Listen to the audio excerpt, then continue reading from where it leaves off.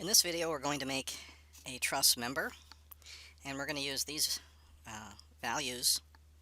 The length of the member is going to be initially 10 inches. The width of the member is going to be 0.25 inches. And the end diameter, which will be an area at the end of each member that gets a little bigger to accommodate a pin, is going to have a diameter of 0.5. The hole for the pin itself is going to be 0.15 inches, and the radius of a fillet that I'll show you later in the video will be 0.25 inches. Let's give this a try. So what I want to do first is I want to define these quantities in terms of a variable. So we're going to come over here to variable and put in these values. Length, Length, is 10 inches. So accept that. And then we're going to have the width initially is 0.25. And what are the other ones? The end diameter is going to be 0.5. End dia, let's say, is 0.5. Oops. Let's fix that. Width is 0.25. It didn't take. Fortunately, you can't put multiple values in with one dialog box, evidently. So the end diameter is going to be 0.5, and we'll see what these look like, and then we'll adjust accordingly. End diameter, hole diameter is going to be 0.15. Hole dia, 0.15. The skewers we're going to use for these pins is about 0.16 to 0.17. So we're going to make them a little tight initially. And finally, this fillet radius, which I'll talk about in a minute. Fillet, let's just say fillet 0.25. Okay. Now we're going to make everything in terms of these variables so that we can easily change them if we want to make a shorter member for the truss, which we will want to do, or if we need to adjust the width or any of the other parameters. So let's first place a sketch on the front plane. Press N to get the sketch plane perpendicular to us. And I am going to, let's see, use a center point rectangle to make a rectangle that comes out like this. And its length is going to be, let's see, come here. There we go. Just hit L, and it'll pull up the length. That's 10 inches. And then the width here is going to be W. I just pressed there, so width comes up. And now I've got the dimensions of this in terms of our variables, so I can easily change them. All right, now what we're going to do is we're going to make a center point circle here that is going to be at the very end of our truss. And we want to zoom up so that we capture the center there. So I'll click there, pull out, and this is going to be, what do we call that? End dia, so E. Yeah, you got to go into the dimension mode. E, end dia, so we'll take that. So it looks about like that.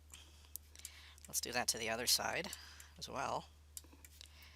Center point circle, click in the center where the yellow box appears, open it up, and then come up here to the dimension end dia. There we go. And now, yeah, we're almost done. We're going to need a hole for the pin. So let's put a hole here. So I'm going to make a center point hole here with that radius. And we'll make that equal to hole dia, H. Hole dia pops up. Enter. Okay. Let's do it over here. I know I could mirror this, but let's keep things simple and just make them twice. So click there, and then again that diameter is going to be hole dia, so I press H, and that pops up, and I choose hole dia. Got it? Okay, now what I want to do here is I want to, of course, extrude this out, and I think I'm just going to leave the sketch as it is. It's fully constrained, it's all black, and I'm not going to try to trim away these interior pieces because that can, I just don't want to have the complication of losing some constraints. It's not important. Let's see if we can do it here. So let's finish that sketch, and we're going to extrude the middle part here. There we go. And well, yeah, so we should make a variable out of that one too, because this is going to be dependent on the sheet goods that we're doing. Let's say assume it's 0.5 inch plywood or MDF. So we'll just put the 0.25 in there, but we'll come back later and parameterize that in terms of a variable. So we got that.